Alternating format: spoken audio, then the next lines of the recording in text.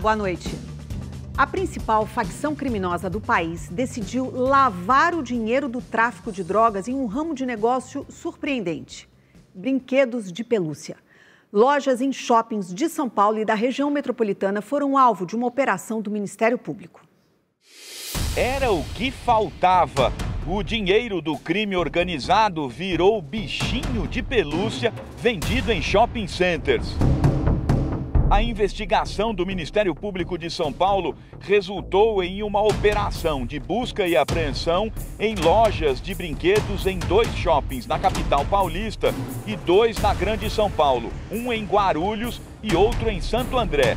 As lojas, que fazem parte da franquia de uma rede, foram compradas, segundo promotores, por Natália Stephanie Vitória, viúva do traficante do PCC, Cláudio Marcos de Almeida, o Django, e pela irmã dela, Priscila Carolina Vitória Rodrigues Acunha. Django foi assassinado em 2022 por ordem do próprio PCC. O corpo dele foi encontrado enforcado debaixo de um viaduto na Penha, zona leste da cidade. Django foi morto porque tinha negócios com Antônio Vinícius Gritzbach e evitou que ele fosse morto em um tribunal do crime da facção. Gritzbach, que foi acusado de mandar matar o traficante Anselmo Santa Fausta em 2021, se tornou um delator do PCC e foi assassinado em 2024. Django também era acionista da UpBus, empresa de ônibus do transporte público municipal. Tinha como sócio outro bandido de peso da facção, Silvio Luiz Ferreira, o Cebola, que está foragido, mas foi filmado em 2024 em um apartamento de luxo no Tatuapé, na Zona Leste. Quando era vivo, Django já usava parentes para lavar o dinheiro do tráfico de drogas. Depois da morte, parte dos negócios ficou com a mulher e a cunhada, o que inclui as lojas de brinquedos. A pedido do Ministério Público, a Justiça determinou o bloqueio de R$4.500.000 do patrimônio da mulher de Django e da cunhada dele. Os promotores também pediram, mas a Justiça negou uma intervenção na administração das lojas, porque isso colocaria em risco a saúde financeira do negócio e os empregos dos funcionários. A operação escancarou mais um ramo de negócios que recebeu dinheiro do crime organizado. Além da novidade das lojas de brinquedos, postos, distribuidoras e refinarias de combustíveis, empresas de ônibus, fintechs, padarias e motéis estão nas mãos de traficantes. Uma lista que, segundo promotores, ainda vai aumentar.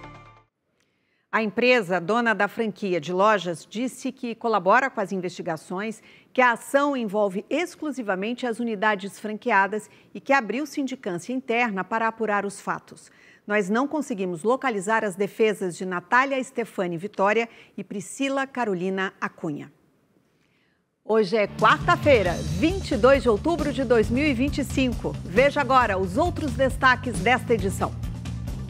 Ministério Público do Rio de Janeiro anuncia que vai recorrer da decisão da Justiça que absolveu réus pelas mortes de 10 jovens no Ninho do Urubu. Pais dos jogadores estão indignados.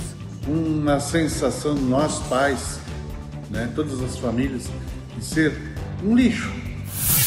Câmera de segurança registra momento em que ladrões são atropelados por carro blindado no Rio de Janeiro. Apoiado por bolsonarista e pela oposição, Ciro Gomes volta para o PSDB depois de quase 30 anos. Aqui não tem ladrão! Ministro Edson Fachin autoriza que Luiz Fux vá para a segunda turma do Supremo. Conselho de Ética da Câmara arquiva pedido de cassação do mandato de Eduardo Bolsonaro. Paraná confirma mais 2 mortes de pacientes que beberam metanol. Estevão marca belo gol na vitória do Chelsea sobre o Ajax pela Champions League.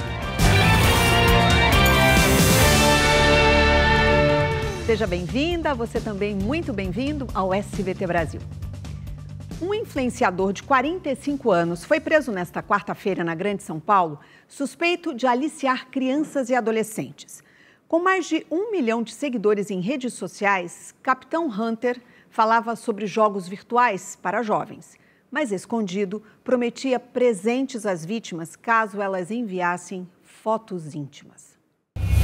De máscara, capuz e poucas palavras, João Paulo Manuel, de 45 anos, deixou a delegacia de Santo André, no ABC Paulista, onde foi preso nesta quarta-feira, com destino à cadeia pública da cidade.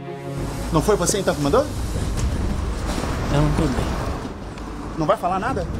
O homem, conhecido como Capitão Hunter, é investigado por estupro de vulnerável e produção de conteúdo pornográfico infantil. A ação, coordenada pela Polícia do Rio, teve apoio de agentes paulistas. Nas redes sociais, ele era outra pessoa. Nossa, eu fiquei loucaço. Nossa. Vocês vão ver. Com quase 1 milhão de seguidores, produzia conteúdos para crianças e adolescentes. Falava de jogos, de desenhos japoneses e vendia produtos com a marca do canal. Também mostrava viagens. Quem diria, pessoal, que eu estaria hoje em Hollywood? E outras conquistas, como a casa que comprou com o dinheiro da internet, a mesma em que foi preso nesta quarta. Hunter é como se fala caçador em inglês. Segundo a polícia, por trás das câmeras, o Capitão Hunter sustentava um comportamento criminoso. De acordo com as investigações, o youtuber teria conhecido uma menina de 13 anos em um evento no shopping. Depois disso, passou a enviar mensagens privadas, pedindo fotos íntimas e mandando imagens pornográficas dele mesmo. Nesta conversa, que o jornalismo do SBT decidiu não revelar na íntegra, ele pede para ver a adolescente usando roupas íntimas. Esse inquérito, ele iniciou com o termo de declaração, né, com as declarações da mãe dessa vítima, que já apresentou provas que elas próprias constituíram, elas conseguiram efetivamente gravar essas videochamadas que aconteciam. E também a gente ouviu essa vítima por meio do depoimento especial, né, que é um procedimento especial que a gente consegue ouvir crianças e adolescentes. Vocês gostam de mim? Eu gosto também de vocês. Então a gente vai... Eu vou mostrar tudo pra vocês. Outra suposta vítima, de 11 anos, teria sido abordada com a mesma estratégia. Ele basicamente fica falando, você é minha melhor amiga, eu nunca confio em alguém como eu confio em você. Ele usa dessa condição de ídolo que ele tem sobre essas crianças para conseguir garantir e explorar a vulnerabilidade que elas têm, de forma em que elas cedam, né, a esses pedidos e se sintam quase que privilegiadas por, né, conquistar essa condição de melhor amiga e fazer o que preciso para continuar assim. O Capitão Hunter morava com a esposa, com quem é casado há 14 anos. Ele estava com ela nessa residência e ela ficou absolutamente surpresa. A todo momento ele falava que nada daquilo tinha acontecido, que era um mal-entendido, se justificando para ela. A justiça autorizou a quebra do sigilo de todos os computadores e celulares encontrados com o youtuber, que serão enviados agora para a perícia. A defesa de João Paulo diz que ele é inocente. Tudo isso será explicado no momento oportuno, mas o que eu posso garantir é que meu cliente, ele é inocente e ele tem todo o histórico de um tratamento extremamente cauteloso em todos os sentidos. A gente se vê em breve, próximo domingo. Beijo no seu coração e muitas energias positivas para vocês. A gente se vê. Tchau, tchau. Você viu na reportagem, né? Hunter, que significa caçador em inglês, então Capitão Hunter porque era caçador de Pokémon. Mas depois da investigação da polícia, eu pergunto, é caçador de quê exatamente? Investigado, se ficar provado o que ele fez, que ele pague pelos crimes que cometeu. O Paraná registrou hoje 2 novas mortes pela ingestão de metanol. Com isso, o número de óbitos por intoxicação no estado chegou a 3. Nós conversamos então agora com a repórter Elisa Rossato. Uma boa noite para você, Elisa. O que a gente já sabe sobre essas 2 novas vítimas? Boa noite, Simone. A primeira dessas duas novas mortes foi o caso de uma mulher de Curitiba de 41 anos que estava internada em estado grave desde o dia 11 de outubro. Ela tinha doenças crônicas e comorbidades. A outra vítima era um homem de 43 anos que vivia em situação de rua na região metropolitana da capital paranaense. Ele deu entrada em um serviço de saúde na segunda-feira e ontem teve a intoxicação confirmada por exame laboratorial. Na última segunda-feira, um homem de 60 anos de Foz do Iguaçu teve a morte confirmada por metanol. Agora, ao todo, o Paraná registra 25 notificações, 6 casos confirmados e 3 mortes. 2 outros óbitos estão sendo investigados. As instruções seguem as mesmas: evitar bebidas de procedência duvidosa, preço muito abaixo do mercado e, se possível, pedir para ver a garrafa antes de consumir. Simone. Ok, Elisa, muito obrigada. E na Zona Sul do Rio de Janeiro, uma tentativa de assalto terminou de forma inesperada quando a vítima, uma motorista, reagiu e atropelou os criminosos. É o repórter Léo Santana quem traz a apuração desse caso para a gente agora ao vivo. Léo, uma boa noite para você. Explica como é que aconteceu, como é que foi essa tentativa de assalto. Boa noite, Simone, e a todos que nos acompanham. A vítima estava com o filho em um carro blindado quando foi abordada por criminosos. Ela reagiu e jogou o veículo em cima deles. A dupla foi prensada contra um canteiro e teve que ser retirada por uma equipe de socorro. Após receber atendimento médico, os bandidos foram presos. Ambos têm passagens pela polícia, um deles por homicídio. Um terceiro envolvido fugiu e a moto, com placas adulteradas, foi apreendida. A motorista não sofreu ferimentos e nenhum pertence foi levado pelos ladrões. Simone. Ok, Léo, muito obrigada.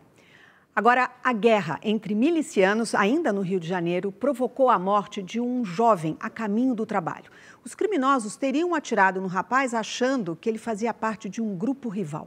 Aconteceu em Santa Cruz, bairro da Zona Oeste do Rio de Janeiro, marcado por uma guerra entre milícias.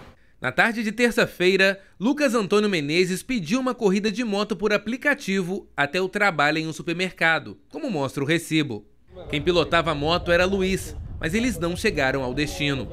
No meio do caminho, Luiz e o passageiro foram abordados por milicianos que começaram a atirar. O rapaz falou assim, pô, encosta, encosta, encosta. Eu falei, pô, qual foi, mano? Qual foi? Não fiz nada. Nisso eu ainda acelerei a moto mais pra frente, aí eu olhei. Nisso que eu olhei, o carro já veio voado em cima de mim, acelerado. Eu tentei fugir do carro, ele me atropelou e me arremessou pro outro lado da pista. A polícia acredita que Lucas tenha se assustado e fugido, e teria sido baleado após ter sido confundido com um miliciano. Já Luiz conseguiu pular um muro desse quartel do Exército, que fica bem perto de onde tudo aconteceu. Essas imagens mostram um rapaz rendido por militares. Ele tentava explicar que também era uma das vítimas. Eu botei a mão na cabeça, eu expliquei para eles o que estava acontecendo. Falei que estava sendo perseguido, não sabia o que estava acontecendo, que eu estava desesperado. Luiz ficou com várias lesões pelo corpo. Depois dos disparos, os criminosos bateram neste veículo, que era dirigido por uma mulher, e acabaram capotando. A polícia descobriu que o veículo é clonado. Depois de capotar, o grupo parou um outro carro e obrigou o motorista a fugir com eles. Durante as buscas no local do acidente, a polícia encontrou outras placas de carro, rádios comunicadores e munição. As investigações continuam para a identificação dos suspeitos. O corpo de Lucas será enterrado nesta quinta-feira. Uma briga entre vizinhos terminou em morte na Paraíba. O suspeito de atirar é um policial penal que vai responder em liberdade. A vítima foi identificada como Oswaldo Umbelino Alves Bisneto, de 48 anos. Segundo a Polícia Militar, o policial penal e o vizinho já tinham desentendimentos antigos e a discussão teria começado ainda dentro do prédio residencial. Quando ele percebeu que o indivíduo estava sacando a arma, ele, segundo ele, revidou, efetuou o disparo. Depois do disparo, o policial permaneceu no local, entregou a arma e disse ter atirado em legítima defesa, alegando que a vítima também estava armada. O crime aconteceu na noite de terça-feira, no segundo andar de um edifício localizado no bairro de Água Fria, uma área de classe média em João Pessoa. A perícia recolheu vestígios que podem ajudar a esclarecer o que aconteceu dentro do apartamento. A Polícia Civil abriu inquérito para investigar se o policial agiu mesmo para se defender. O autor do fato, o policial penal, ele faz parte de uma espécie de um conselho que cuida do condomínio, né? Ele presta uma assessoria ali ao síndico. 10 dias antes do fato, esse indivíduo, essa vítima, ela teve já uma reivindicação, foi até o policial penal, questionou algumas questões, né? Teve uma exaltação de voz, mas não passou disso, né? Ainda não há confirmação oficial se a vítima possuía autorização para portar arma de fogo. O policial penal prestou depoimento e, por enquanto, está acompanhando o inquérito em liberdade. A Defesa Civil de Salvador emitiu um alerta de risco máximo para as chuvas e até sirenes tocaram. A repórter Lícia Fontinelli tem as informações para a gente direto de Salvador. Boa noite. Conta pra gente a situação aí na capital baiana, Alicia. Chovendo bastante, né? Isso, Simone. Boa noite para você, boa noite a todos. Olha, em apenas 3 dias choveu muito mais do que o esperado para todo o mês de outubro. Com os solos encharcados, aumentou o risco de deslizamentos. Por isso, a Defesa Civil acionou as sirenes em 9 comunidades. Pediu também que moradores de áreas de risco deixem suas casas ao primeiro sinal de instabilidade. As chuvas vieram acompanhadas de ventos fortes que chegaram a quase 60 quilômetros por hora. A previsão é de mais chuva nesta quinta-feira, com um alívio gradual a partir do final de semana. O Instituto Nacional de Meteorologia emitiu um sinal de alerta para 263 cidades baianas. Simone. Ok, Lícia, a gente fica aqui na torcida para que, mesmo com chuva, fique tudo bem e que as pessoas fiquem em segurança. Obrigada, uma boa noite para você. A Justiça do Rio de Janeiro absolveu 7 acusados pela tragédia no Ninho do Urubu, o incêndio que matou 10 jogadores da base do Flamengo em 2019. O Ministério Público vai recorrer da decisão. Foram quase 7 anos de espera por justiça, mas a sentença não indicou culpados para uma das maiores tragédias do futebol brasileiro. Nós ficamos muito revoltados com tudo, com essa absolvição de todos. Será que o culpado foi nossos filhos? Porque só eles que estão numa prisão eterna. Em fevereiro de 2019, um curto-circuito em um aparelho de ar-condicionado provocou um incêndio nos contêineres onde os jogadores da base do Flamengo dormiam no centro de treinamento do clube. 10 atletas com idades entre 14 e 16 anos morreram. Outros 3 ficaram feridos. Na época, a Prefeitura do Rio afirmou que o local não tinha alvará para funcionar como alojamento. O Ministério Público denunciou 7 pessoas por lesão corporal grave e homicídio culposo quando não há intenção de matar, mas todas foram absolvidas. Antônio Márcio Mongelli Garotti, ex-diretor financeiro do Flamengo. Marcelo Maia de Sá, ex-diretor adjunto de patrimônio do clube. Edson Coman da Silva, sócio da empresa responsável pela manutenção dos aparelhos de ar-condicionado. E ainda 4 funcionários da NHJ, empresa que forneceu os contêineres. Cláudia Pereira Rodrigues, Danilo da Silva Duarte, Fábio Hilário da Silva e Wesley Jimenez. O resultado do processo, independente de qual fosse, não apaga a tragédia e a dor dos familiares, e do qual somos solidários. Mas certamente, condenar inocentes sem provas se tornaria uma injustiça. Não é o que pensa o pai de Bernardo Pizeta, que tinha 15 anos.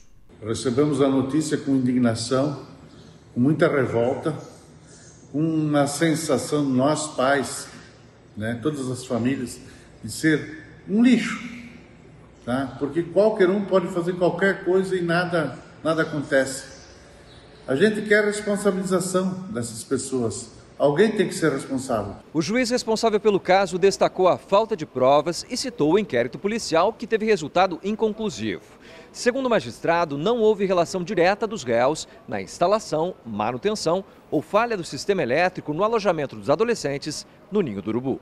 Para este advogado, a decisão foi baseada em critérios técnicos. O magistrado entendeu de forma muito técnica por absolver todos os denunciados pelo Ministério Público e que a ausência efetivamente de alvará é uma mera irregularidade administrativa. O Ministério Público já anunciou que vai recorrer da decisão, mas os pais dos adolescentes têm dúvida se alguém, algum dia, será responsabilizado criminalmente. Infelizmente, a justiça do Brasil não é para todos, né? Você pode conferir uma reportagem com todos os detalhes da decisão da Justiça no portal SBT News. É só apontar o celular para o QR Code que aparece agora aí na sua tela.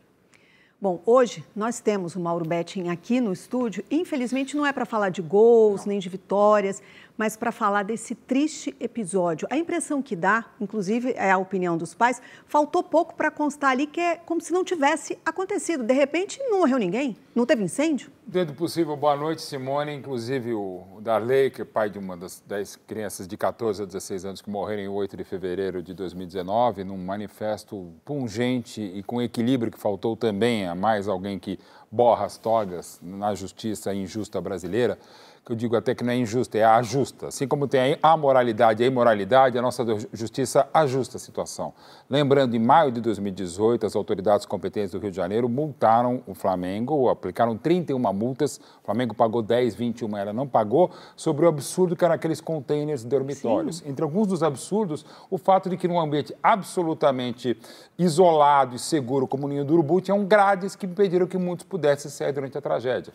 São 10 vidas de jovens e o que é pior, a administração, na seguinte administração do presidente Rodolfo Landim, uma das mães diz num documentário imperdível na Netflix, Ninho, que trata sobre esse assunto, que mais triste que o enterro do filho foi a ausência do presidente em todas as reuniões, ele só compareceu na primeira, em todas as reuniões a respeito desse assunto. Ele, o vice-jurídico Dante de Abranches, ninguém estava nem aí como se não fosse. E, de novo, não é questão clubista, é uma questão de humanidade que faltou também a decisão do juiz hoje, ainda que caiba recurso. E com essa absolvição coletiva, perde-se a oportunidade de dar um direcionamento, de dizer aos clubes como é que eles têm que tratar, com o que eles devem se preocupar, como é que ninguém pode ter sido condenado numa situação como Simone, essa. estamos falando do Clube de Motocicleta do Brasil, Exato. clube que por méritos enormes e históricos, inclusive tem o maior orçamento do Brasil, está tendo descaso com o futebol feminino, que é campeoníssimo, como o time é campeão, pode ganhar a Libertadores de novo, pode ganhar o Brasileiro de novo, mas isso evidentemente não tem preço, tem valor,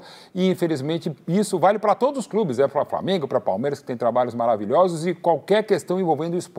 Se o futebol, se clubes com dinheiro do Flamengo, dinheiro que já teve o Corinthians, Palmeiras, São Paulo, Inter, não são todos, tem esse descaso humano, não é profissional, é humano, e com crianças mortas, a gente imagina o que não tem por aí, lamentavelmente. Flamengo que é exemplo para todo mundo e não se deve personalizar no Flamengo, mas em quem dirigiu e quem mal governou o Flamengo, e lamentavelmente mais um caso da justiça que choca milhões, mas de verdade não espanta ninguém, porque lamentavelmente mais uma vez se passa o pano onde só se passa a vergonha. Agora, o Ministério Público do Rio de Janeiro vai recorrer e é como o pai disse, né? Não há como não se responsabilizar ninguém pelo que aconteceu. Essa que é a questão, independente de algumas questões jurídicas, tecnicalidades, inclusive tecnológicas e jurídicas, é a noção que se dá, a questão pedagógica, como se dá, como parece até que o Brasil é o país de sempre. Infelizmente é o país de futuro só no papel, porque o papelão que foi feito hoje e a tristeza não tem palavras. É isso mesmo. É como se esses rapazes, esses 10 meninos, tivessem morrido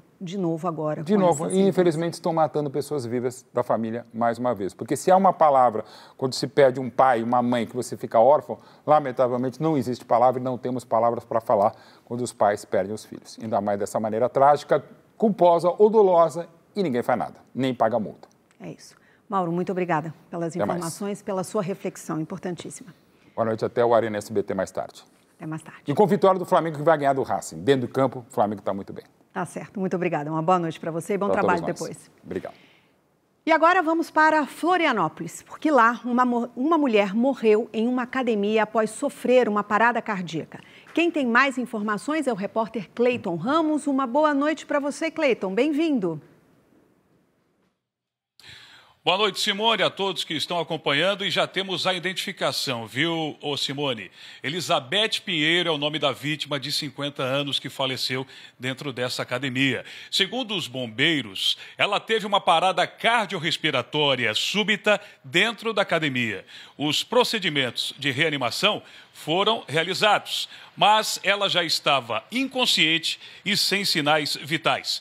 Elizabeth tinha um estilo de vida ativo e compartilhava os treinos na academia nas redes sociais. Em nota, a instituição lamentou a morte e afirmou que os profissionais prestaram os primeiros socorros até que a emergência chegasse.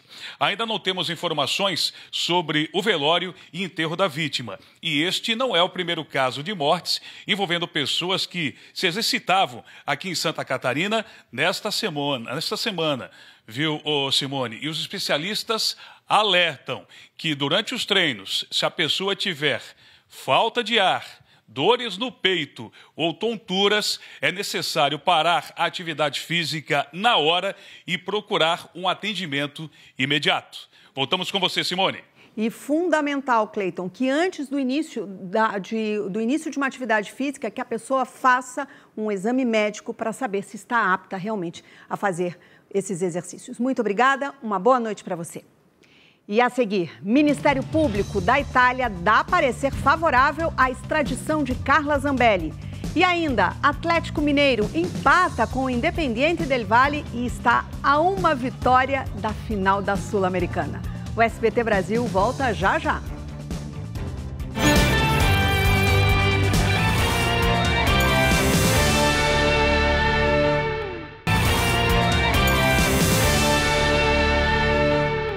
O presidente do Supremo Tribunal Federal, Edson Fachin, autorizou o ministro Luiz Fux a trocar da primeira para a segunda turma.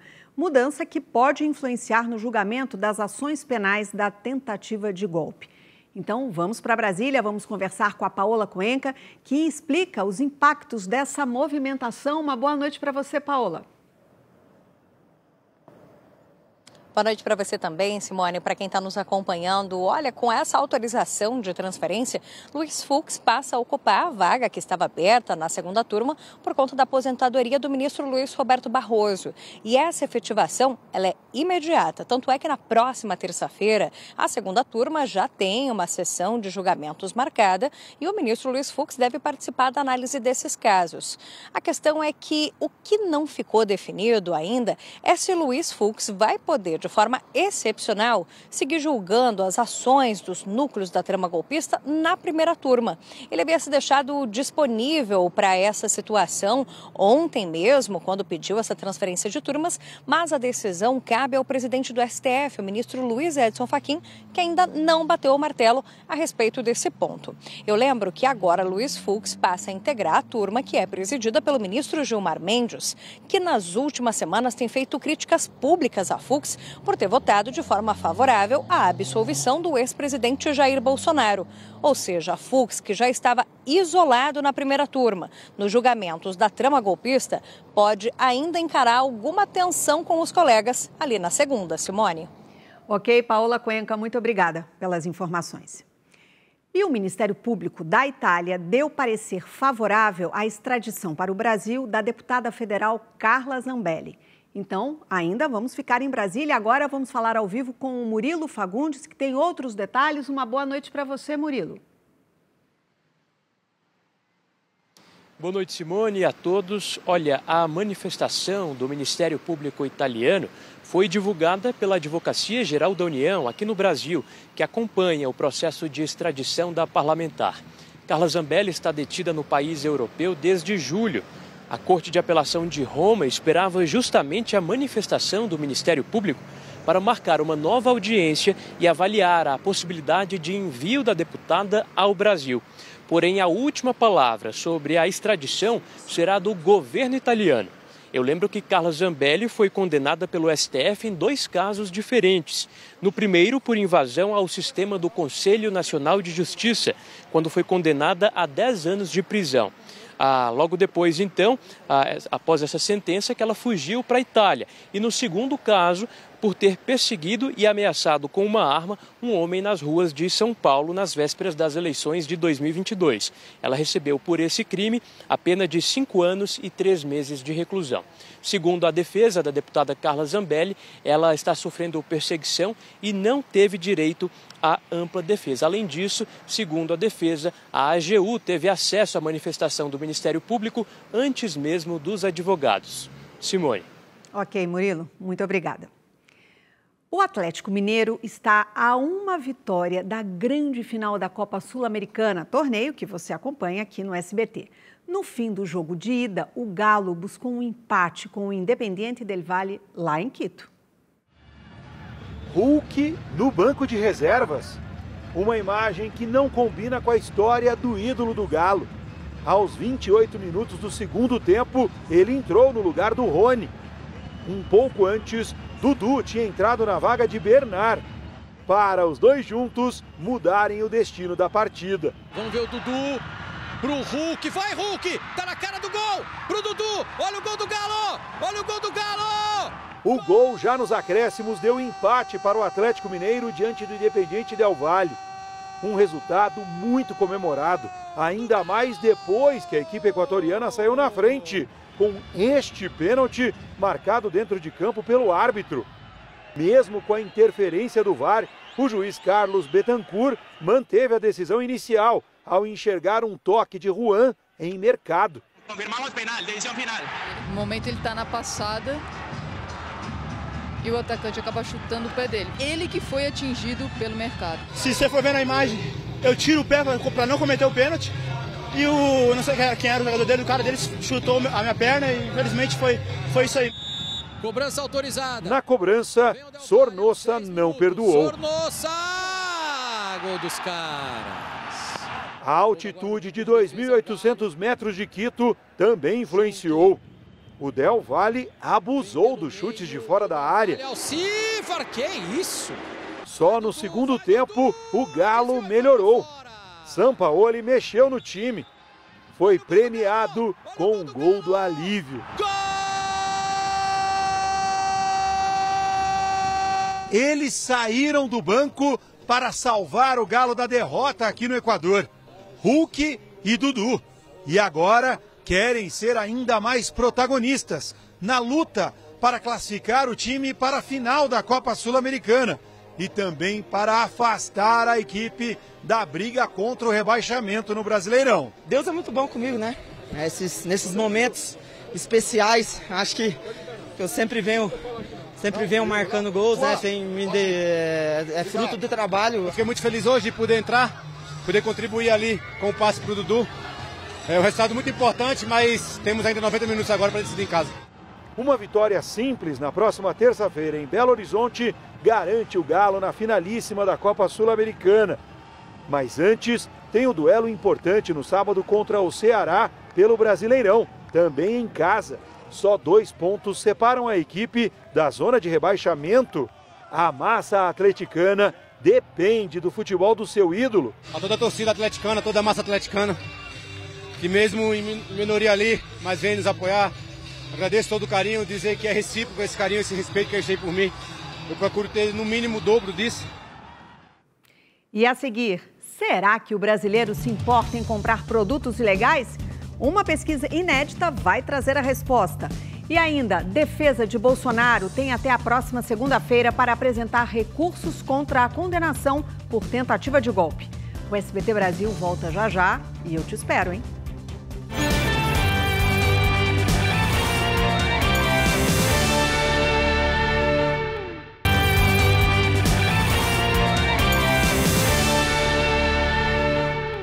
Uma pesquisa inédita indica a disposição dos brasileiros para comprar produtos ilegais. E são milhões de pessoas. Essas mercadorias costumam ser mais baratas, mas é sempre bom lembrar que o comércio ilícito traz riscos à saúde, favorece o crime organizado e ainda prejudica a economia do país. Em regiões de comércio popular de São Paulo, alguns flagrantes mostram ofertas tentadoras de produtos sem comprovação de origem. As barracas nas calçadas também entram nessa briga pelo consumidor, com preços para todos os bolsos. Mas no meio disso tudo, há o risco de adquirir uma mercadoria irregular. MGGG, 3%. No bolo está quanto? 450. Pode estar até 3 vezes também. Essa primeira linha? Linha prêmio. Mais próximo do original que tem.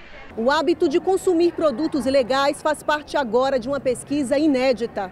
São roupas, cigarros, bebidas, combustíveis, tudo sem procedência e sem qualquer controle sanitário de segurança. Mas em cada canto do país não é preciso andar muito para encontrar essas mercadorias falsificadas ou contrabandeadas. Esse cenário é representado na pesquisa da USP e Ipsos Brasil sobre a propensão do consumidor em adquirir produtos ilegais. Dos que consomem bebidas alcoólicas, 24% admitem comprar produtos ilegais. Dos que utilizam combustíveis, 20%. Mesmo índice dos que compram eletrônicos e 25% dos que adquirem vestuário. Coisa que eu comprei é roupa, sapato, já comprei até celular, que durou bem mais daquele que eu compro na loja. No recorte, junto aos fumantes, 15 milhões e 400 mil pessoas relataram ter feito uso de marcas ilegais nos últimos 6 meses. 10 milhões de brasileiros consomem cigarros eletrônicos e sachês de nicotina, que são proibidos no país. Os principais usuários são os jovens. Eu comecei com 14 anos. Parar tem, né? Mas é difícil. Só com a venda de cigarros eletrônicos, os vapes, o esquema ilegal faturou quase 8 bilhões de reais este ano. Os pesquisadores entendem que se houvesse regulamentação desses produtos, seriam gerados quase 14 bilhões em impostos federais e estaduais.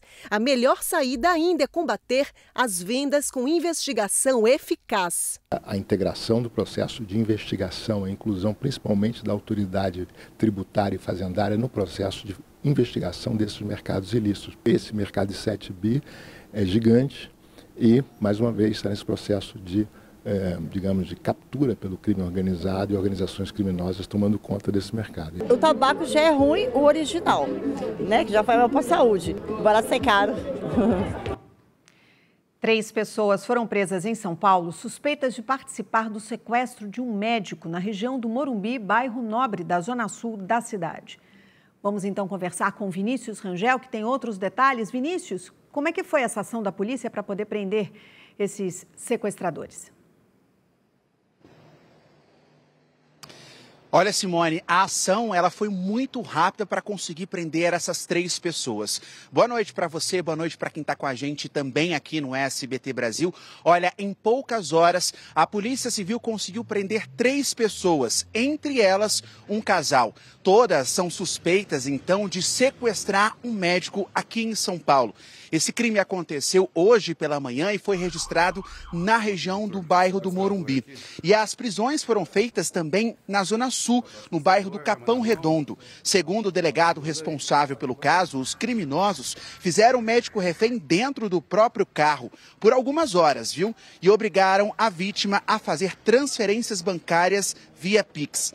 A investigação mostrou também que essa mesma quadrilha já havia atuado dias antes na região do Alto de Pinheiros, quando uma mulher também foi sequestrada e obrigada a ficar no porta-malas do próprio carro. A polícia conseguiu bloquear parte do dinheiro que foi então levado por esses criminosos e também devolver parte dos bens que foram recuperados e agora as vítimas também vão ter acesso a esses bens que foram recuperados pela polícia, Simone. Ok, Vinícius, muito obrigada pelas informações. Uma quadrilha que aplicava o golpe do falso site de leilão foi presa hoje. O bando fez pelo menos 48 vítimas só no Rio Grande do Sul. Os criminosos agiam em 6 estados e movimentaram 6,5 milhões de reais.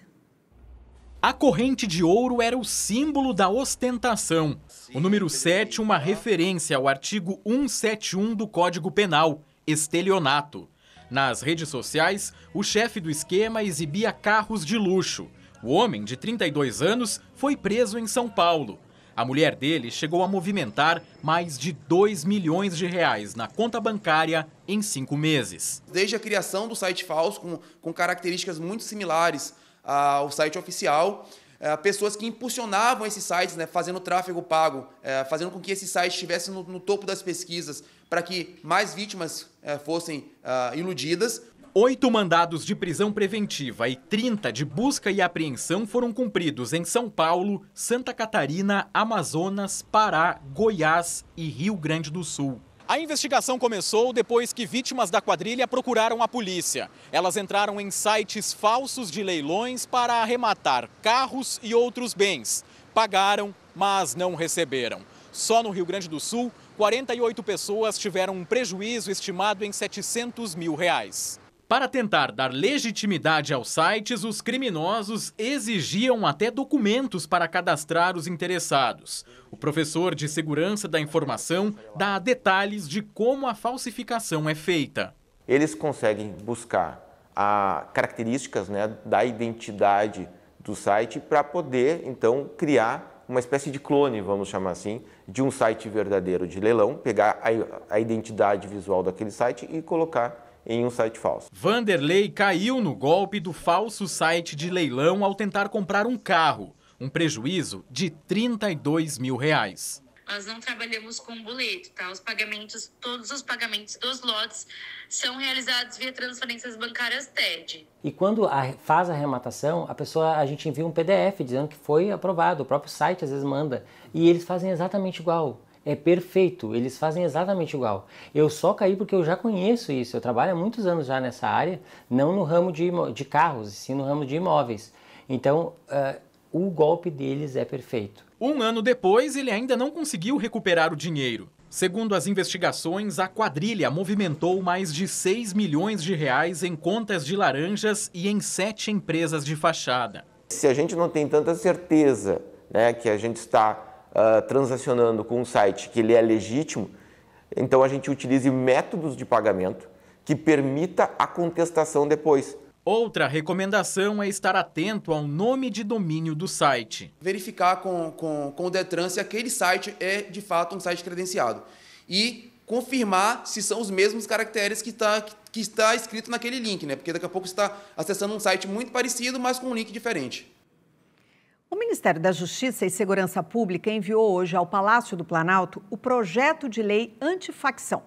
É um texto que endurece penas contra o crime organizado e busca tirar recursos desses grupos. As cerca de 80 facções que atuam no Brasil estão na mira do Ministério da Justiça e Segurança Pública. O projeto traz mudanças na Lei das Organizações Criminosas, de 2013. O objetivo é tornar o enfrentamento ao crime organizado mais eficiente e rápido.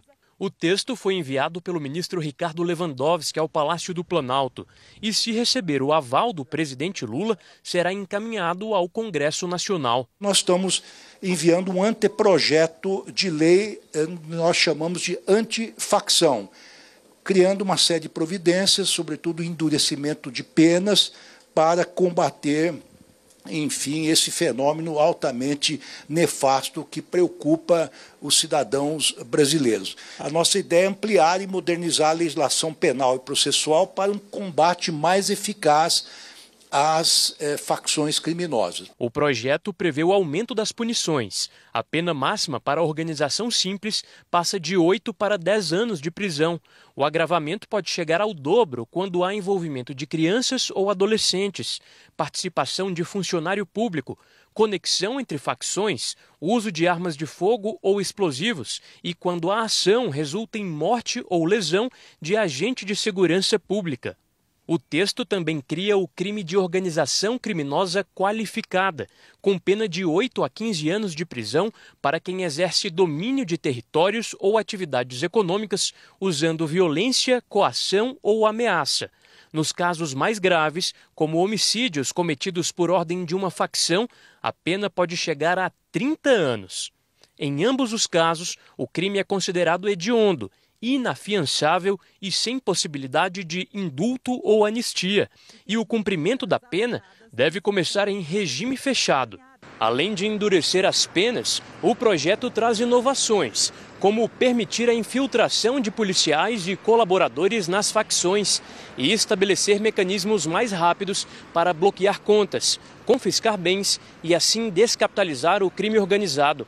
Um dos pontos que chama atenção é a possibilidade de a justiça até criar empresas com identidades falsas para desarticular esquemas de lavagem de dinheiro e obter provas. As autoridades podem eventualmente criar uma empresa fictícia para transacionarem com essas empresas usadas como fachadas ou usadas para fins ilícitos e assim perceber o modus operandi. O projeto ainda traz a criação de um Banco Nacional de Organizações Criminosas, que vai reunir informações estratégicas para investigação e rastreamento de faccionados.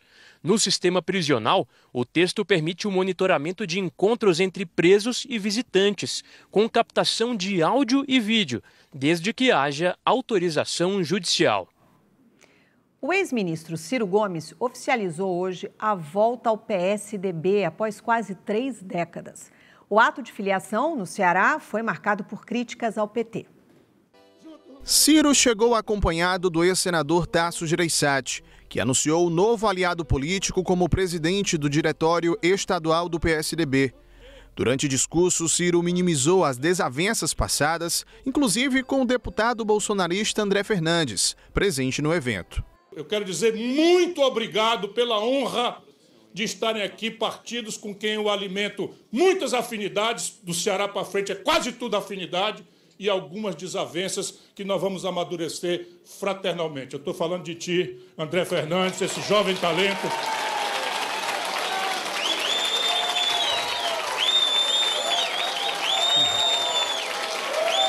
Pode trazer as diferenças.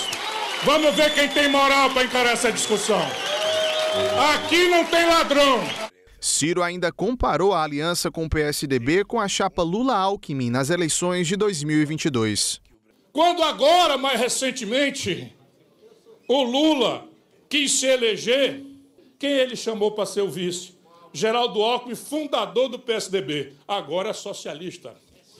Socialista, um grande guru da esquerda, companheiro, porque para eles tudo pode. Nos bastidores, a aposta é que o projeto de Ciro para as eleições de 2026 seja a disputa pelo governo do Ceará, com quem concorreria com o atual governador Eumano de Freitas. O petista tem o apoio declarado do senador Cid Gomes, do PSB, irmão de Ciro. Apesar de não confirmar a candidatura ao governo do estado, Ciro disse que vai cumprir sua obrigação.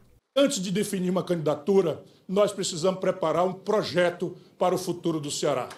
Ao final do discurso, Ciro não poupou críticas ao PT, ao presidente Lula e ao atual ministro da Educação, Camilo Santana, que já governou o Ceará. O mais novo tucano disse ainda que a propaganda do governo federal não reflete a realidade do povo brasileiro. Na propaganda oficial, todos estão empregados. O Brasil está a pleno emprego, dizem a retumbância da propaganda oficial. E eu afirmo, 38 de cada 100 trabalhadoras e trabalhadores do Brasil estão hoje empurrados para a informalidade. Por quê? Porque o governo Lula chama de empregado 94 milhões de pessoas que são os clientes das políticas assistencialistas. Não que eu seja contra. Às vezes o bocadinho que chega de um Bolsa Família, de um BPC, é o que resta para botar o de comer no buchinho da criança com fome. Eu entendo isso perfeitamente. Mas o que bota uma nação para frente é o trabalho decentemente remunerado. Ciro Gomes retorna ao PSDB quase 30 anos depois de deixar o partido. Ele havia se filiado à legenda em 1990, ano que foi eleito governador do Ceará, e permaneceu na sigla até 1997. Essa foi a 7ª troca de partido de Ciro Gomes. Nos últimos 10 anos foi filiado ao PDT, pelo qual já foi candidato à presidência 2 vezes. A carta de desfiliação foi enviada ao presidente nacional Carlos Lupe, no último dia 17. Nós procuramos o Palácio do Planalto para comentar as declarações de Ciro Gomes, mas não tivemos retorno. O presidente Lula viajou para a Ásia, onde vai participar de uma série de compromissos oficiais, entre eles a cúpula da Associação de Nações do Sudeste Asiático. E quem vai trazer os detalhes para a gente é o nosso enviado especial, Sérgio Uti, que fala ao vivo de Kuala Lumpur, na Malásia. Bom, Sérgio, bom dia para você aí, né? Explica para a gente, por que essa parte do mundo tão longe do Brasil é tão importante para o governo nesse momento? Bom dia, Simone. Eu falo aqui do futuro, 7h44, já de quinta-feira, aqui do outro lado do mundo. O presidente Lula está nesse momento na Indonésia, em Jakarta, fazendo uma visita de Estado ao país. É o grau mais alto aí de contato diplomático entre os dois países. muita pompa e circunstância. O governo indonésio retribui o que teve meses atrás no Brasil e depois ele chega, amanhã já chega aqui à Malásia para participar da cúpula desse grupo de países do sul asiático que, além da Malásia, da Indonésia, tem Tailândia, Vietnã e outros. É um grupo muito importante, Simone, porque de todo o superávit comercial que as empresas brasileiras, que o Brasil tem com o exterior, 20% vem aqui dessa parte do mundo. Portanto, é importantíssimo para as empresas brasileiras e também tem o lado político da coisa, porque o governo brasileiro quer aumentar sua influência aqui nessa parte do mundo, Simone. Agora, Sérgio, há uma expectativa muito grande nessa viagem para o possível encontro de Donald Trump e Lula. Já está confirmado? Pois é, olha só, é uma região tão importante, tão estratégica, que o presidente dos Estados Unidos também está vindo para cá.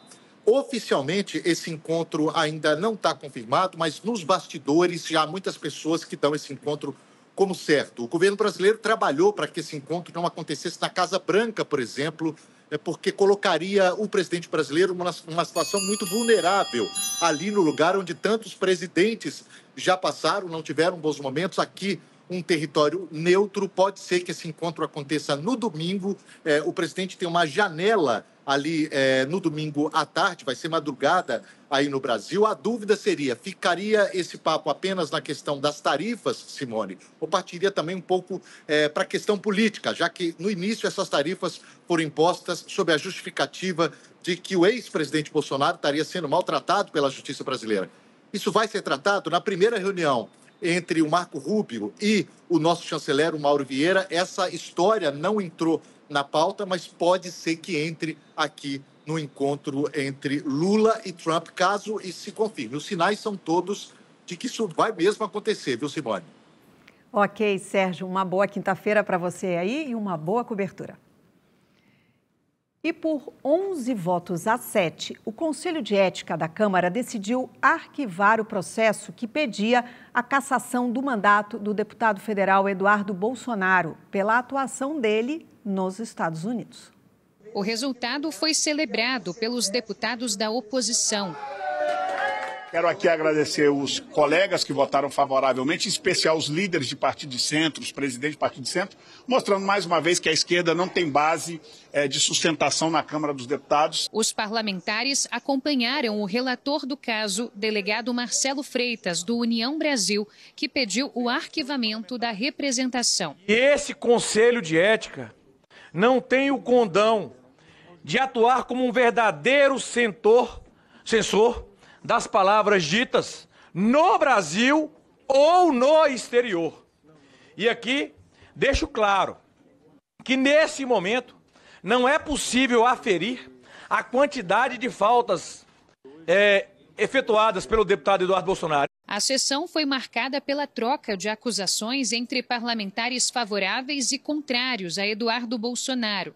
Nos Estados Unidos, desde março, o deputado é acusado pelo PT de quebrar o decoro parlamentar ao promover ataques contra as instituições e influenciar autoridades norte-americanas a impor sanções contra o Brasil. É uma representação que demonstra nitidamente que Eduardo Bolsonaro, ao contrário de promover a defesa do interesse público e a defesa da soberania nacional, tem agido como um traidor da pátria e atua em todos os fóruns para prejudicar a economia, a nação brasileira. O deputado Eduardo Bolsonaro está desesperado com o que vem ocorrendo no Brasil, com a ditadura da toga, perseguição clara aos conservadores, à direita. Então, para trazer justiça, esse Conselho de Ética tem que arquivar esse processo. Eduardo Bolsonaro teve a chance de se defender durante a sessão por meio de videoconferência, mas optou por não se manifestar. Apesar do arquivamento deste processo, há outras 3 representações contra o deputado.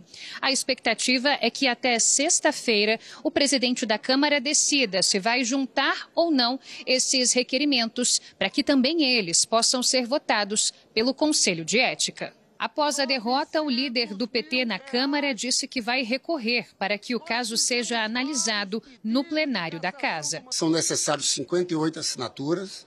Nós vamos estar com esse recurso pronto no dia de hoje, com muito mais assinaturas, mais de 100 assinaturas. E eu considero isso aqui uma vergonha.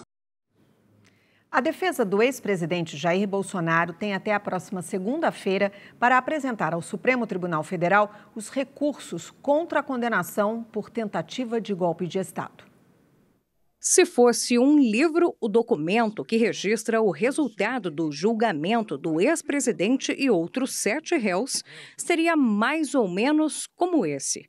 O registro e a íntegra dos votos dos ministros, o chamado acórdão, somam 1.991 páginas. Conteúdo que até a próxima segunda-feira poderá ser questionado pelas defesas dos condenados, por meio dos embargos de declaração. Recursos que, segundo este advogado e professor da Universidade Federal Fluminense, não devem mudar o saldo das condenações. Os embargos de declaração, eles pedem apenas o esclarecimento sobre uma parte contraditória, se for o caso da decisão. Se houver um erro gravíssimo no julgamento, o órgão julgador pode modificar o teor decidido, concedendo os chamados efeitos infringentes aos embargos declaratórios. Aí sim, pode-se modificar até o montante da pena. É coisa próximo de 0% de chance de acontecer, mas a rigor pode acontecer sim. Os recursos podem ser levados para análise da primeira turma em plenário virtual já na próxima semana. A Procuradoria-Geral da República, responsável pela acusação, também deve se manifestar sobre os questionamentos feitos pelas defesas. Mas os embargos de declaração podem não ser o único tipo de recurso apresentado. Advogados de alguns dos réus já tinham manifestado interesse em protocolar um segundo modelo, o embargo infringente. O objetivo deste recurso é reverter a sentença, mas ele só pode ser protocolado quando a decisão não é unânime. O entendimento atual do STF é de que este recurso só é válido quando 2 dos 5 ministros forem favoráveis à absolvição. No julgamento do ex-presidente Jair Bolsonaro, apenas Luiz Fux votou contra a condenação. Caso os recursos sejam negados, as defesas podem voltar a fazer questionamentos. Somente após todos serem analisados é que o processo pode ser encerrado, considerado transitado em julgado. O cumprimento das penas de prisão e a definição do local onde elas serão cumpridas acontece após esta etapa. O ministro Alexandre de Moraes negou um pedido do ex-presidente Jair Bolsonaro para receber uma visita de Valdemar Costa Neto, que é presidente do Partido Liberal. Então, vamos mais uma vez ao vivo, lá para Brasília, e conversar com a Paola Cuenca, que tem outros detalhes. Paola, explica para a gente o que o ministro Alexandre de Moraes argumentou, né? Como é que ele explicou para negar esse pedido do ex-presidente Jair Bolsonaro? Oi de novo, Simone. Oi também para quem está nos acompanhando. Olha, nessa decisão, o ministro Alexandre de Moraes lembrou que desde o início de agosto, quando o ex-presidente Jair Bolsonaro passou a cumprir aquela medida cautelar de prisão domiciliar, ele ficou proibido de ter contato com qualquer tipo de investigado ou réu nas ações que tratam sobre a tentativa de golpe de Estado. E como o presidente do PL, Valdemar Costa Neto, nesta terça-feira, voltou a ser investigado justamente por conta desse esquema, então o contato entre os dois está proibido. Ou melhor, na verdade, voltou a ser proibido, porque entre 2024 e o início de 2025, Bolsonaro e Valdemar Costa Neto não puderam manter qualquer tipo de contato, porque ambos eram investigados pela Polícia Federal. Valdemar Costa Neto até chegou a ser indiciado pela PF por envolvimento na tentativa de golpe de Estado, só que ele não foi denunciado pela Procuradoria-Geral da República, o motivo pelo qual ele nunca se tornou réu por conta desse caso. Só que agora, com o julgamento dessa terça-feira, que condenou Carlos Rocha, presidente do Instituto, que fez o estudo utilizado pelo PL para questionar a lisura das eleições de 2022 na Justiça Eleitoral, os ministros decidiram que o papel de Valdemar nesta trama golpista deve voltar a ser alvo de investigação. Simone. Ok, Paola, muito obrigada. As cirurgias cardíacas na rede pública do estado de São Paulo aumentaram 27% desde a implementação da tabela SUS paulista, que complementa os repasses por procedimento e diminui a fila de atendimento.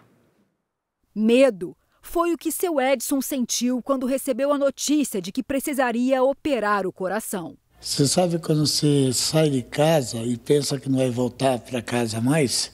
Vai voltar assim que receber alta. Seu Edson tinha uma veia entupida e corria risco de vida. Eu tinha que colocar outra veia para poder trabalhar de novo o sangue, né? Que não tinha mais circulação, que eu podia morrer de segundo, né?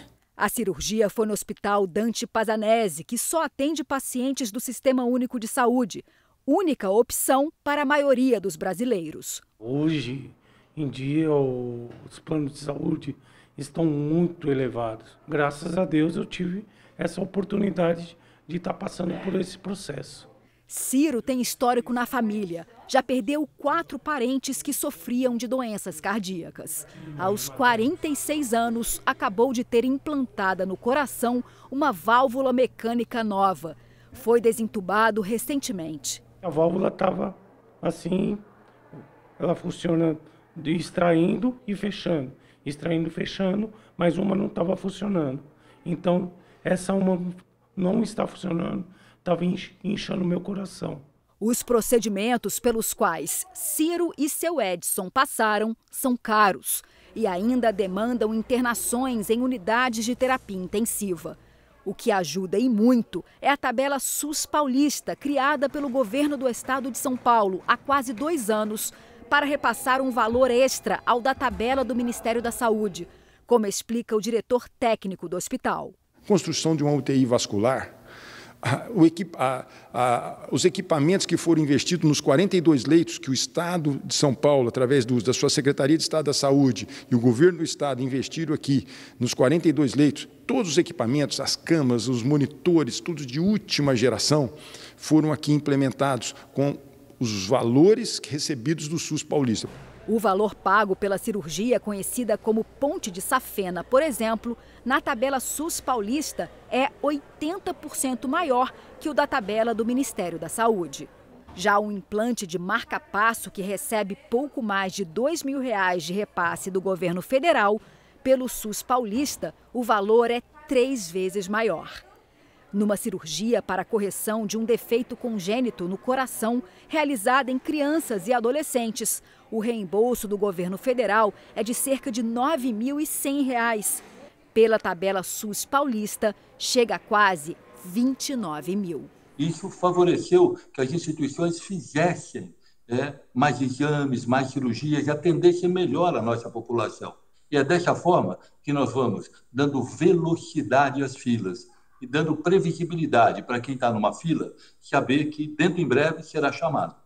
Neste hospital, referência em cardiologia no país, 25% dos pacientes vêm de outros estados. Eles também acabam sendo beneficiados com o complemento do valor da tabela SUS paulista, que permite que mais procedimentos sejam oferecidos a um número maior de pessoas que dependem da rede pública de saúde.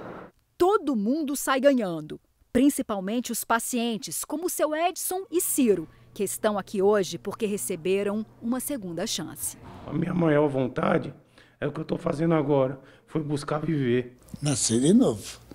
Estou feliz, estou feliz. Agora eu estou feliz. Eu também fiquei feliz por vocês.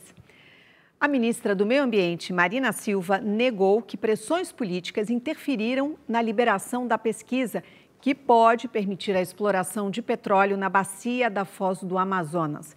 Então, vamos de novo para Brasília, ao vivo. Agora nós temos a Ariane Bittencourt. Uma boa noite para você, Ariane. O que mais disse a ministra sobre esse assunto? Simone, boa noite a você também, a todos que nos acompanham. Bom, Marina Silva disse que a decisão do IBAMA de autorizar estudos para a perfuração de um poço exploratório na Foz do Amazonas foi técnica e não política. Aqui nos bastidores de Brasília, a concessão dessa licença foi vista como um gesto feito pelo presidente Lula ao presidente do Senado, Davi Alcolumbre, que é bastante favorável a essa ação. Em entrevista entrevista ao canal de notícias do governo, Marina Silva também defendeu o compromisso do Brasil com a transição energética e com a chamada justiça climática. A ministra destacou ainda que essa licença, Simone, é para que os estudos sejam feitos e que ainda não se chegou ao processo da exploração em si. Vamos acompanhar juntos um pouco do que disse nessa entrevista a ministra Marina Silva. A decisão dos nossos servidores do IBAMA foi uma decisão técnica. E se houve qualquer manifestação política, isso não influenciou o processo de trabalho com a qualidade que foi feita pelos nossos técnicos. Até, claro, você vive em um contexto político e é legítimo que as pessoas tenham aspirações, mas em um governo republicano, como é o do presidente Lula, a decisão foi uma decisão técnica. Os porteiros de condomínios que forem trocados pela portaria virtual vão ter direito à indenização. A convenção coletiva foi validada pelo Tribunal Superior do Trabalho. Boa tarde. Uma indenização que pode chegar a 10 vezes o piso salarial da categoria para cada porteiro dispensado porque o prédio resolveu contratar a portaria remota. A cláusula estava na Convenção Coletiva dos Trabalhadores de Condomínios, mas foi contestada na Justiça pelo setor de automação, que temia uma retração do mercado de instalação de portarias remotas. O Tribunal Superior do Trabalho manteve a cláusula e agora, por causa da decisão que atinge a capital paulista, mas também pode ser usada como exemplo para outras cidades brasileiras, a implantação do sistema virtual vai ficar mais caro. É o que explica o advogado que representa o Sindicato dos Condomínios. Esse custo ele vai existir, claro. Mas o que eu entendo é que não são muitos os condomínios que vão ser atingidos, porque é uma área que está encontrando dificuldade para progredir. Os trabalhadores dos condomínios comemoraram a decisão. Os mais antigos podem receber até R$ 20.900 dessa verba indenizatória. Os representantes da categoria acreditam que esse dinheiro pode servir para requalificar aqueles que perderam o emprego para a automação. São pessoas de 50, 55 anos, 60. Assim que termina essa portaria entra, eles vão perder o emprego. Para onde nós vamos colocar esse pessoal novamente no mercado? Fica completamente inviável a gente conseguir um novo emprego para ele. Então, essa indenização nós queremos para ele se qualificar e poder competir no mercado com todas as outras categorias. Cerca de 30% dos condomínios no estado de São Paulo possuem portaria remota. A questão agora é que a mudança vai atingir ainda mais o bolso dos moradores. O morador agora ele precisa saber juntar o valor da implantação, do equipamento, da operação e da multa pelo funcionário que está sendo retirado do condomínio, para fazer a contratação da portaria remota. Os Estados Unidos anunciaram hoje novas sanções contra a Rússia. Mais cedo, Moscou divulgou um vídeo com exercícios nucleares e voltou a bombardear a Ucrânia, deixando pelo menos 7 mortos, entre eles 2 crianças. A escalada de tensão acontece depois de Donald Trump e Vladimir Putin desmarcarem o encontro que teriam. As imagens foram publicadas pela Rússia, que decidiu mostrar o poder do seu arsenal nuclear. No exercício militar foram usados mísseis balísticos intercontinentais capazes de alcançar, inclusive, os Estados Unidos. Na Ucrânia, foi mais um dia de intensos bombardeios. Os russos dispararam mísseis e drones que atingiram várias regiões, incluindo a capital Kiev. Apesar das imagens, Moscou afirma que os alvos eram todos militares ou de infraestrutura. Que cessar-fogo é este? Quando há pessoas morrendo assim? Estudantes moravam aqui, não havia soldados, diz Nádia, em frente ao prédio residencial destruído nesta quarta-feira. A jornalistas Volodymyr Zelensky se mostrou favorável ao plano de Trump de parar a guerra nas linhas de batalha atuais, ou seja, a Rússia não avançaria além dos territórios já conquistados. Acho que é um bom acordo, mas tenho dúvidas se Putin vai aceitar, afirmou o líder ucraniano. O porta-voz do Kremlin disse que Vladimir Putin ainda não tem data definida para encontrar Donald Trump, algo que a Casa Branca também confirmou, indicando um possível esfriamento nas relações entre os líderes. Nesta tarde, os Estados Unidos anunciaram sanções contra as duas principais petrolíferas russas. O secretário do Tesouro, cargo que no Brasil equivale ao ministro da Fazenda, incentivou os países aliados a fazerem o mesmo. Mais cedo aqui, ele disse a jornalistas que outras sanções devem ser anunciadas nesta quinta-feira. A declaração foi feita pouco antes do presidente americano se reunir com o secretário-geral da OTAN. O conflito na Ucrânia foi o tema principal da reunião. Os Estados Unidos cobram mais investimento dos países da aliança militar em segurança na Europa. Segundo o secretário-geral da OTAN, Mark Rutte, o armamento mais recente enviado à Ucrânia pelos Estados Unidos foi pago por aliados. E os Estados Unidos bombardearam um barco no Oceano Pacífico em uma região próxima à América do Sul. É a primeira vez que a ação militar americana se afasta do Caribe. Então, agora vamos ao vivo a Washington falar com a nossa correspondente Patrícia Vasconcelos. Uma boa noite para você, Patrícia. Sob que argumento os americanos bombardearam esse barco?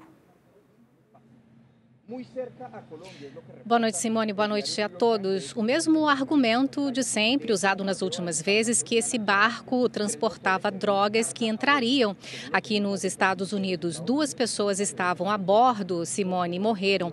Esse bombardeio aconteceu na última noite e foi confirmado pelo secretário de Guerra. A administração Trump afirma, Simone, que o combate ao narcotráfico vai continuar na região, com foco principalmente na Venezuela e na Colômbia, países que, segundo Donald Trump, financiam o tráfico de drogas. Nesta quarta-feira, o jornal Washington Post afirmou que os agentes da CIA que estão na Venezuela receberam autorização ou ordens que podem levar à queda de Nicolás Maduro. A gente lembra que o governo norte-americano tem uma recompensa oferecida de $50 milhões para informações que levem à prisão de Maduro. Simone.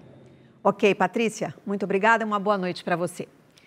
8 em cada 10 estudantes brasileiros avaliam que a proibição do uso de celulares nas escolas do país, implantada desde o início do ano, melhorou o foco e as condições de aprendizagem.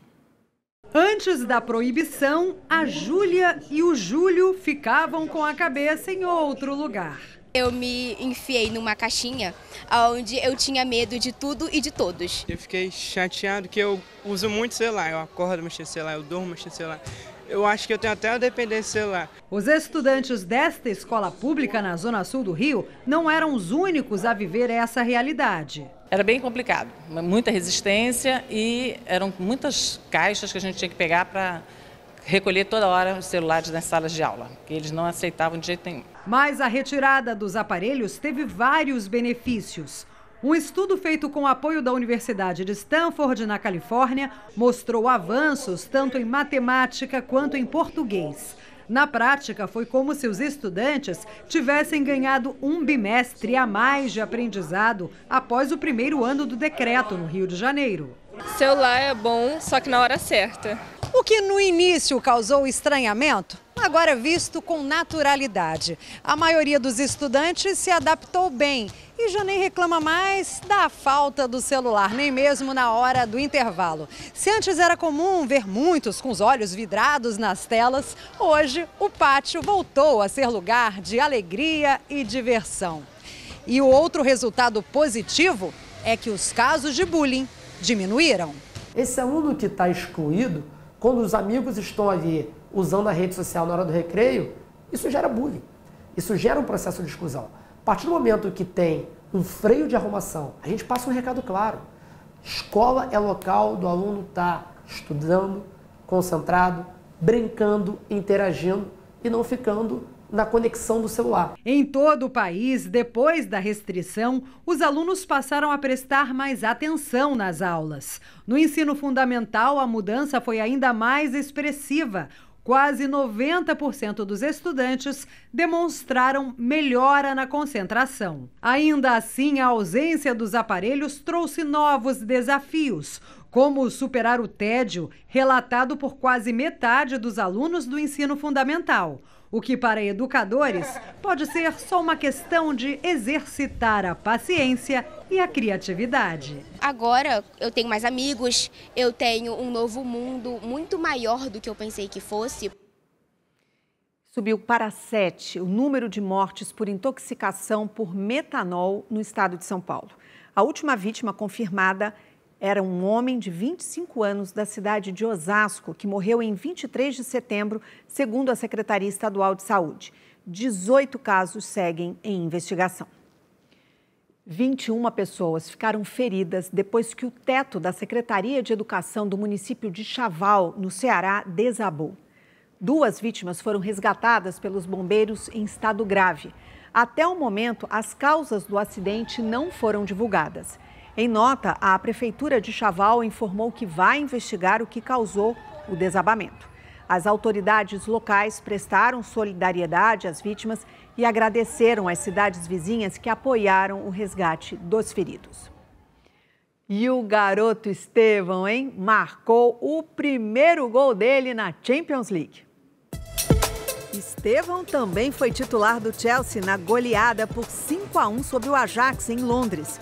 O jogador de 18 anos fez o 4º do time inglês e se tornou o jogador mais jovem a fazer um gol pelo clube na Champions League. Em Madrid, Vinícius Júnior, mesmo cercado por 3 defensores da Juventus, conseguiu arrumar um chute que explodiu na trave. No rebote, Bellingham marcou o gol da vitória e garantiu o 100% de aproveitamento do Real Madrid. Em Lisboa, Igor Paixão, ex-Coritiba, colocou o Olympique de Marseille à frente do Sporting com esse golaço. Mas o time português virou o jogo e venceu por 2-1. O segundo foi marcado pelo brasileiro Alisson Santos. O governo do Paraná divulgou a programação completa do Verão Maior 2026. Tem show para todos os gostos e o melhor, né? Tudo gratuito. A expectativa é de recorde de público. Tá chegando a hora de reviver a emoção do Verão Maior Paraná. O Verão Maior chegou.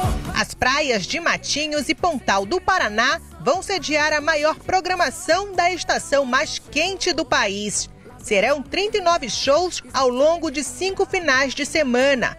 Entre as atrações confirmadas estão Alok, Ana Castela, Zé Neto e Cristiano, Israel e Rodolfo, Belo, Roupa Nova, Dilcinho, Zezé de Camargo e Luciano, Paralamas do Sucesso, Gustavo Mioto.